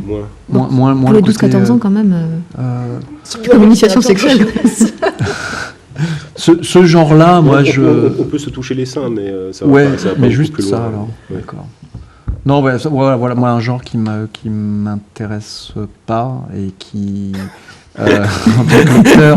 Non, il faut que le genre m'intéresse un minimum en tant que lecteur. Et même chose pour roman rural ou des choses comme ça. Non, je fais pas non plus le pari, si vous voulez, d'investir tous les genres littéraires. Il faut bien dire que, il faut bien dire que massivement, c'est quand même pas très intéressant. Mais parfois. Ce qui fait qu'il y a peu de modèles inspirants. Ouais. On parlait du roman policier tout à l'heure. Il y a du roman policier dans l'œuvre de Houellebecq, notamment dans la carte et le territoire, qui alors qui ne combine pas plusieurs genres forcément en même temps, mais en tout cas qui les fait se succéder, puisque les 2 premières parties relèvent du roman de meurtre, et la 3e du roman policier, puisqu'on trouve un cadavre et qu'une enquête commence. Et comment est-ce que vous interprétez ce cas qui est finalement, j'ai l'impression, assez rare, qui est vraiment un cas de virage générique à l'intérieur d'un roman? Oui, c'est vrai qu'il y a une espèce de séisme dans La Cartel Territoire à ce moment-là, c'est-à-dire que... évidemment, c'est le moment qui correspond aussi à la mort de l'auteur. Donc à la disparition de Michel Houellebecq à l'intérieur de son propre roman. Et en effet, on change complètement d'univers. Avec, on passe du milieu artistique à une enquête policière avec des personnages qui n'étaient pas du tout introduits auparavant. Donc il y a un effet de fracture très fort. Mais comme toujours chez Houellebecq, même si ça se juxtapose, il y a évidemment, enfin je dis évidemment, c'est pas forcément le cas, mais là, il y a aussi un effet de cohérence et de tressage. Moi, je dirais pas tant que les 2 premières parties du roman relèvent du roman de meurtre. Je dirais davantage que ça relève du roman d'artiste, que ça s'inscrit dans la tradition du roman d'artiste. Filière, le chef-d'œuvre inconnu, etc. Et en fait... ça fait que dans les 3 parties, à chaque fois, il y a un personnage central. La première partie, c'est le peintre qui est Jad Martin. D'une certaine manière, le personnage central de la 2e partie, c'est l'écrivain Michel Houellebecq, même s'il a un rôle secondaire, c'est lui qui est en pleine lumière. Et puis, à la fin, on a en effet les personnages de policiers. Et il est beaucoup question dans le roman des professions qui ont trait à une quête de la vérité. Je crois que qu'il s'agisse de l'artiste peintre, de l'écrivain ou du policier, il y a à chaque fois cette idée que on est dans une quête d'une vérité qui permette justement d'échapper à l'autre vérité qui est constante, enfin qui est une sorte de rempart régulier dans le roman, qui est la vérité du marché. Est-ce que tout le roman se construit comme une recherche autour de est-ce qu'on peut échapper à cette rationalité qui nous finit par nous enfermer et nous réduire? Est-ce qu'il y a encore une zone d'opacité, une zone de mystère? Et est-ce que l'art peut permettre de la trouver? Est-ce que c'est le crime qui peut permettre de la trouver? Et en réalité, non, ça n'est pas le crime. Mais je m'arrête là. Mais effectivement, c'est vrai qu'il y a d'ailleurs, ça rejoint ce que disait Fabrice Collin tout à l'heure. Il y a bien une réflexion sur le mal dans cette 3e partie, mais le mal en relation avec le marché. Et il y a 2 jugements qui se succèdent. Je me souviens, cette succession m'avait beaucoup plu de l'enquêteur qui se dit que finalement la plupart des crimes sont uniquement des crimes qui sont faits pour de l'argent et que c'est un peu déprimant. Et puis ensuite, on se rend compte qu'il y a des crimes qui ne sont pas faits pour de l'argent, mais c'est également très déprimant aussi, en fait. Oui. Mais c'est exactement ça. C'est-à-dire, au bout du compte, Jasselin, qui est le détective dans La Cartel Territoire, Jasselin est très déçu quand il trouve la solution du crime de Houellebecq. Parce qu'au départ, il se dit, ben voilà, en fait, c'est le vol d'un tableau qui vaut des millions et des millions. Et voilà, on retombe, alors qu'il croyait qu'enfin il était confronté à un crime mystérieux, à quelque chose qui justement rapportait une forme d'opacité, eh bien on retombe dans le déterminisme économique. Et au bout du compte, il va s'avérer que non, qu'on n'est pas dans le déterminisme économique parce que le tableau ne reparaît pas sur le marché, le tableau est conservé par un pervers patenté qui fait des espèces de monstruosités, enfin qui est des greffes humaines atroces dans un sous-sol chez lui. Et en fait, est-ce que ce criminel-là est l'analogue de l'artiste? C'est une des questions que pose le roman. Il se trouve que non, parce que justement l'artiste n'a pas vocation chez Houellebecq à augmenter la médiocrité du monde et à propager le mal, bien au contraire. Mais la question se pose, et finalement, ce qui est le plus déprimant finalement dans le roman, c'est que qu'est-ce qui se passe au bout du compte avec ce tableau? Eh bien, le tableau retourne sur le marché dont il avait été retiré, et il est rangé sous une cote, 12 millions d'euros. Donc finalement, on n'y échappe pas, mais tout le roman va être une interrogation autour de cette question-là. Et vous parlez du roman d'artiste. Est-ce que c'est une influence qui est revendiquée par Houellebecq? Est-ce que ce sont des œuvres auxquelles il se réfère ou aurait pu se référer ? Non, pas du tout. Enfin, en tout cas, je n'ai aucune connaissance de texte où il s'y réfère explicitement. Dans aucun des entretiens qu'il a menés autour de la carte et le territoire, il a parlé de ça, mais c'est l'évidence. Enfin, il s'inscrit véritablement dans une tradition qui a ses attendus aussi. La réflexion, enfin, à chaque fois qu'au XIXe siècle, notamment, qu'on a la mise en scène d'un personnage de peintre, c'est toujours une manière d'interroger la poétique de l'écrivain lui-même. Enfin, toute la réflexion sur la peinture est une manière d'interroger sa propre pratique littéraire. Et on n'y échappe pas. Dans la carte et le territoire, très clairement, le parallèle entre Juliette Martin et Houellebecq joue dans cette perspective-là. Et voilà. Et par ailleurs, je pense qu'il y a... j'ai fait court, à vrai dire, sur une mise en relation, un parallèle entre le chef-d'œuvre inconnu et la carte et le territoire, et ça marche extrêmement bien. Oui. Ça marche très bien. Alors sur les œuvres justement qui peuvent combiner plusieurs genres, j'aurais voulu poser une question à Pierre Jourde sur le Maréchal absolu. Donc une œuvre monumentale que la critique a essayé de caractériser en utilisant de nombreuses désignations génériques. J'ai trouvé utiliser comédie, tragédie, épopée, roman picaresque, roman d'espionnage. Et alors, je ne vais pas vous demander de choisir, rassurez-vous. Je ne vais pas vous demander non plus de classer votre roman dans la case idoine. Mais en tout cas, je me demandais si vous aviez eu en tête des modèles génériques pendant cette écriture. Alors, non, franchement pas. Franchement pas. Pas des modèles génériques, mais d'abord, le roman du dictateur, c'est quasiment devenu un genre en soi, qui a été beaucoup pratiqué par les Sud-Américains. Je veux dire que l'écrivain, je ne pouvais quand même pas ignorer Garcia Marquez et quelques autres. Qui ont trouvé quelques manières d'aborder cette question. Même Daniel Pennac, tiens, pour parler d'autre chose que les Sud-Américains, a écrit un très beau roman qui s'appelle Le dictateur et le hamac, qui, à mon avis, est un de ses meilleurs. Donc, il y avait ça.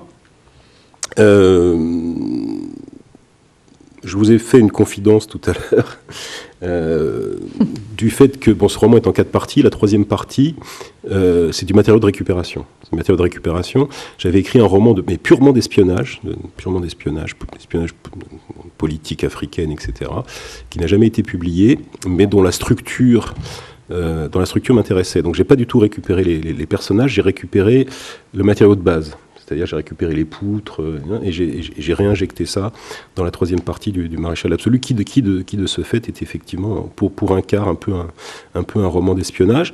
Vous avez ce qu'on appelle, est-ce qu'on peut dire un road novel, ça, je ne sais pas si ça existe. La 4e partie, oui, il a employé l'expression tout à l'heure.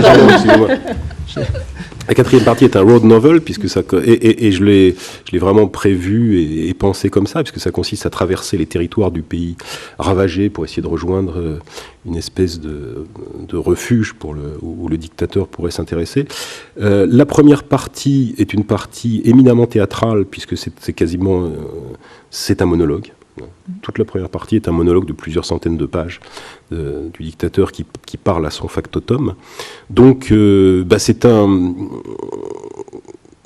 crois beaucoup pour la littérature aux vertus du bricolage. Je ne crois pas beaucoup aux grandes théories qui sont souvent fausse par excès de simplicité, comme celle de Rob Grillet qui dit qu'il faut se débarrasser du personnage balsacien. Bon, ça a donné ce que ça a donné. Mais je crois en revanche qu'au lieu de sortir des théories un petit peu simplistes et définitives, je crois qu'il faut bricoler. Un artiste, c'est d'abord un bricoleur, c'est-à-dire quelqu'un qui sait que des formes existent, qui sait que des traditions existent, et qui va y puiser, et qui va faire son marché là-dedans, et qui va construire son petit truc avec ça. Pas jusqu'au niveau facteur cheval, si vous voulez, mais quelque chose comme ça, oui. Et le roman parce que je crois que la meilleure manière aussi de dépasser une forme instituée, c'est précisément de la récupérer. C'est de ne pas faire l'impasse dessus. C'est-à-dire de la récupérer et d'y travailler. C'est un petit peu, dans le cadre de la forme et du genre, ce que j'ai fait pour le Maréchal absolu, par exemple, c'est un petit peu ce que fait Chevillard pour le cliché. C'est-à-dire que, d'une certaine manière, son but, c'est de ne jamais sortir un seul cliché. Et la seule manière de ne jamais écrire un seul cliché, c'est d'utiliser tous les clichés existants et de s'amuser à les détourner. Comme ça, on est sûr, effectivement, qu'on ne va pas en sortir un. Donc c'est un peu la même démarche. Donc est-ce que c'est pas ça qu'on appelle aussi la parodie, justement ?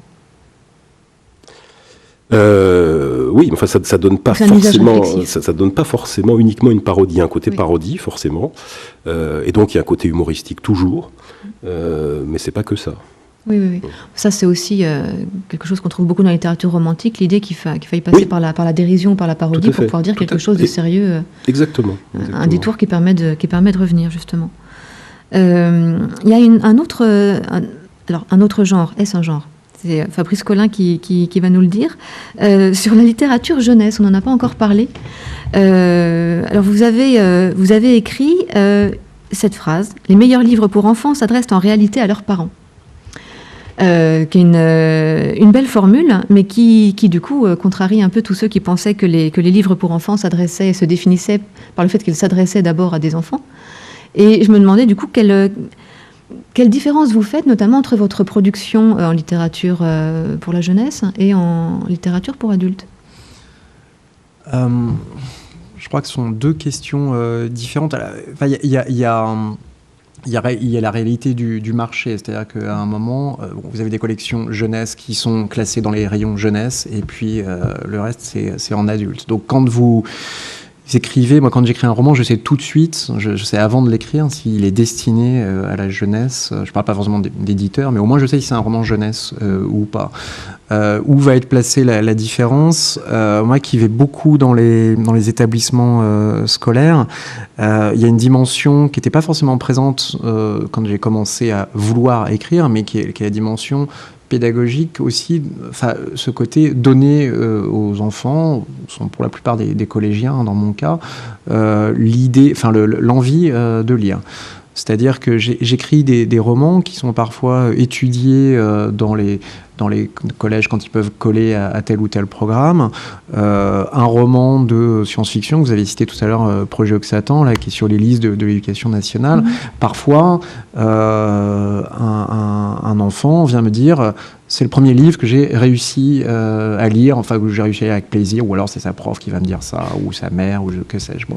Et ça, moi, je suis très content de ça, et j'ai fini par considérer ça comme pas comme une mission, mais comme une partie importante comme une dimension importante de la littérature jeunesse, qui va évidemment à contre-courant de ce qu'on peut dire sur cette littérature qui est aussi vilipendée à l'image des littératures de genre, comme quoi ça serait aussi une sous-littérature qui est également sous-représentée dans les médias et dont on a pu entendre les pires choses récemment dans la bouche de gens comme Bunel et consorts. C'est-à-dire c'est-à-dire qu'il y a ce côté, et moi je comprends bien, je suis moi-même parent d'adolescents, je suis très fier quand ma fille se met à mettre spontanément, se met à lire du Racine ou du Shakespeare, etc.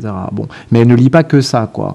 Elle va lire aussi des romans de fantasy, elle va lire Harry Potter, elle va lire Hunger Games, et ça lui plaît tout autant. Donc on voudrait, dans un monde idéal, que le moment où on veut intéresser les élèves, où ils sont censés s'y intéresser, soit le moment où ils s'y intéressent dans les faits, c'est-à-dire qu'en gros on vous dit là vous allez lire l'éducation sentimentale, et il faudrait que tout le monde dise génial, j'en ai toujours rêvé, c'est vraiment le moment idéal pour moi pour lire ce livre, mais c'est rarement le cas. Donc qu'est-ce qu'on fait dans ce cas-là ? Soit on leur dit non, tu lis ça ou rien, et là on va aboutir à rien. Soit on leur dit lis d'abord un truc qui te plaît, et c'est ce que je crois, en gardant le contact avec simplement l'habitude de lecture, parce que c'est ce qui m'est arrivé à moi, qui ne lisais que des livres dont vous êtes le héros quand j'avais 11 ans. Et de fil en aiguille, on peut arriver à la littérature beaucoup plus que si on complexe complètement les gamins en leur disant mais c'est pas de la littérature ce que tu lis. Ce qu'on peut aussi dire sur les littératures de genre.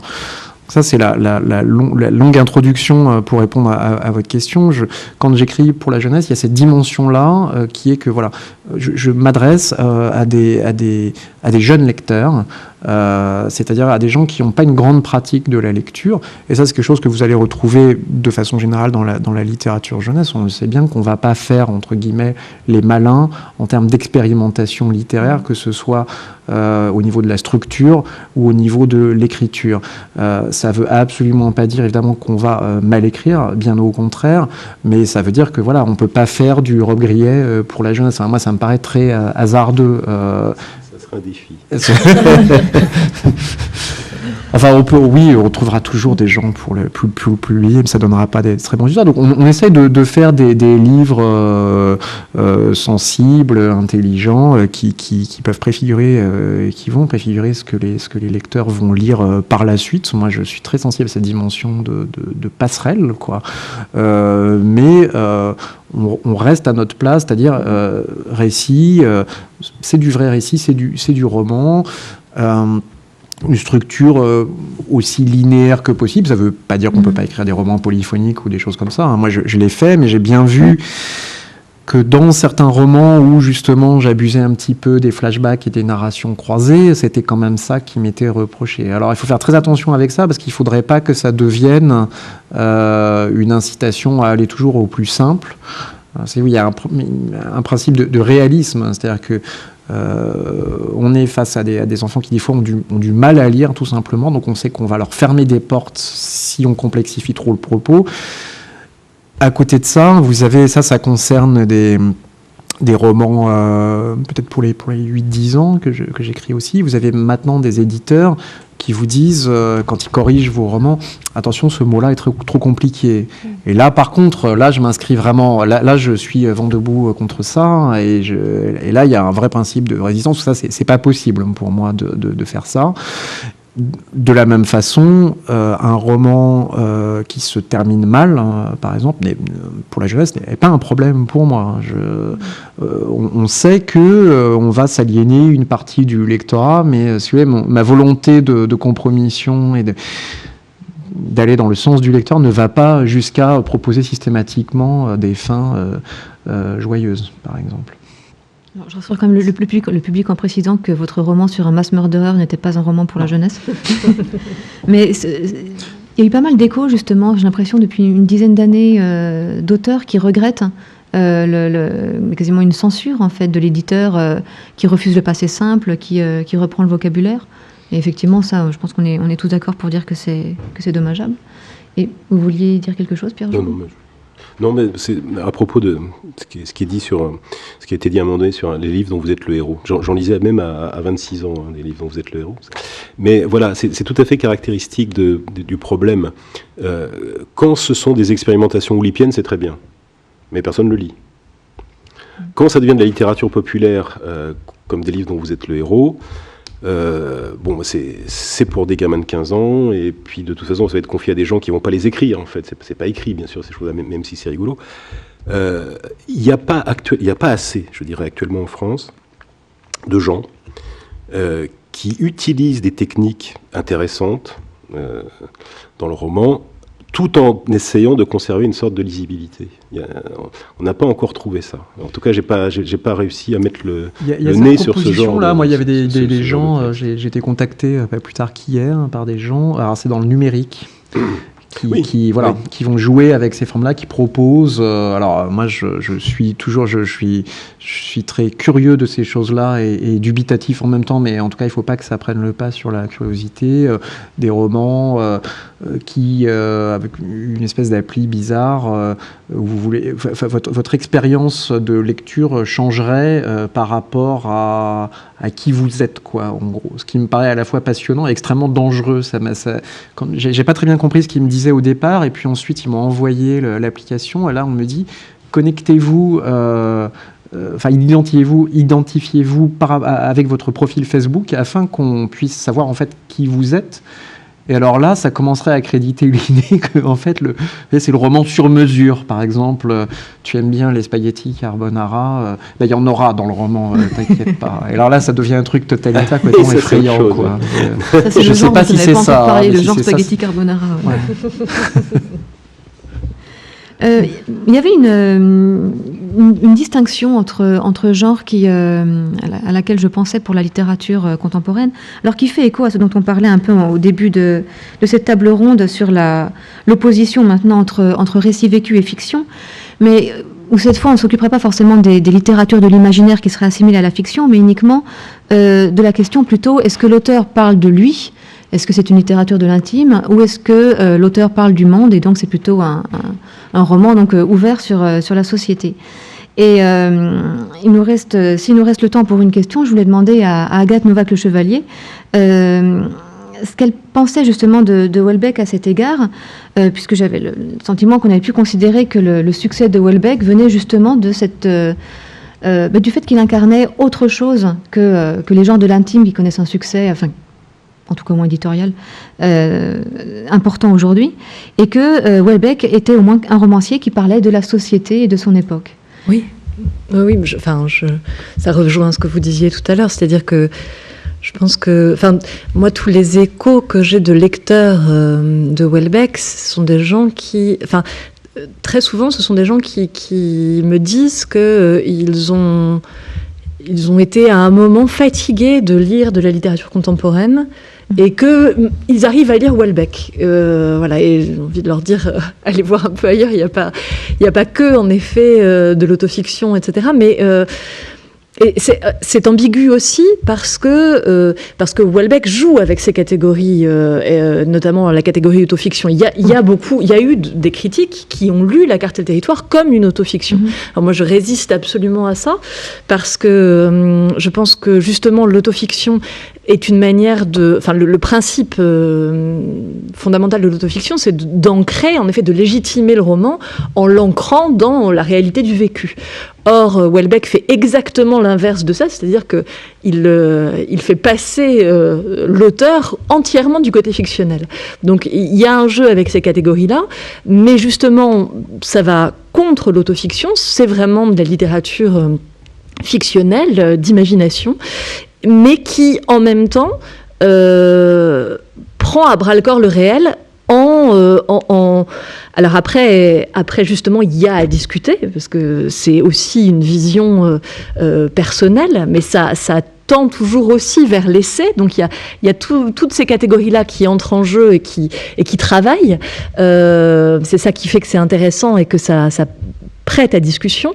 Mais je pense qu'en effet, d'une certaine manière, on a vraiment besoin de ça, c'est-à-dire que il y a eu l'essor du roman réaliste et du roman de mœurs au début du 19e parce qu'on sortait de la Révolution et que le monde était donné comme quelque chose qui était devenu illisible, et le roman est arrivé en disant, Balzac notamment, en disant voilà, je vais vous expliquer comment fonctionne ce monde nouveau que personne n'arrive à lire et à comprendre.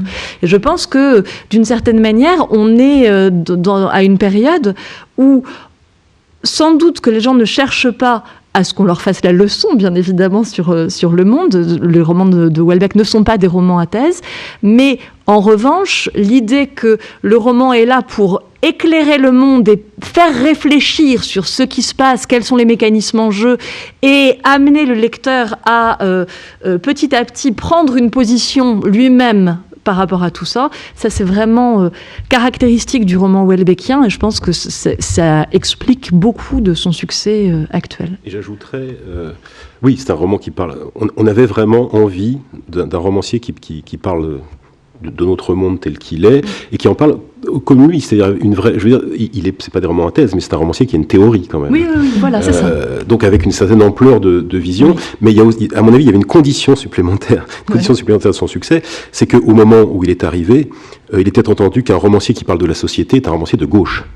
Oui. Et c'était pas le cas. Et ça a quand même fait un peu aérolite. Oui, enfin, ça a été longtemps, parce qu'il y a eu un moment où il était du côté de la revue perpendiculaire, etc., plutôt placé à gauche, puis il s'est fait virer avec les particules. Donc tout ça est complexe aussi, mais en effet, il y a une tension par rapport à ça. Ouais. Alors nous aurons donc parlé dans cette table ronde de romans du dictateur, de road novel, de romans à théorie, de steampunk, de littérature du terroir. Autant d'appellations qui n'existaient pas au XIXe siècle. Et pourtant, cette table ronde me donne l'impression qu'il y a quand même beaucoup de choses en commun entre les genres du roman au XIXe siècle et les genres du roman aujourd'hui. Notamment le fait que les genres ne sont pas ne sont pas seulement des cases étroites dans lesquelles étiqueter les romans comme des papillons morts, mais que ce sont plutôt des dynamiques d'écriture qui nous servent aussi à mieux lire et à mieux comprendre la littérature. Et qu'aujourd'hui, comme au XIXe siècle, on constate surtout que les frontières sont poreuses entre les genres, que la hiérarchie est mouvante, et que ce sont justement tous ces mouvements et ces interactions qui sont intéressantes. Un très grand merci à Agathe Novak-Le-Chevalier, à Pierre Jourde et à Fabrice Collin. Un immense merci également en mon nom, mais aussi bien sûr en nom de Valérie Stiénon, ma très précieuse co-organisatrice, à tous les intervenants du colloque qui nous auront servi de guide pour arpenter les chemins multiples des genres du roman, à l'Université Paris 13 et à la Bibliothèque nationale de France. Et à tous, nous vous disons à très bientôt. Pas de questions, donc. Il n'y a pas de questions. Ah, j'avais pas prévu de questions, non. Ah, d'accord. Pas de problème. Merci beaucoup. Merci beaucoup.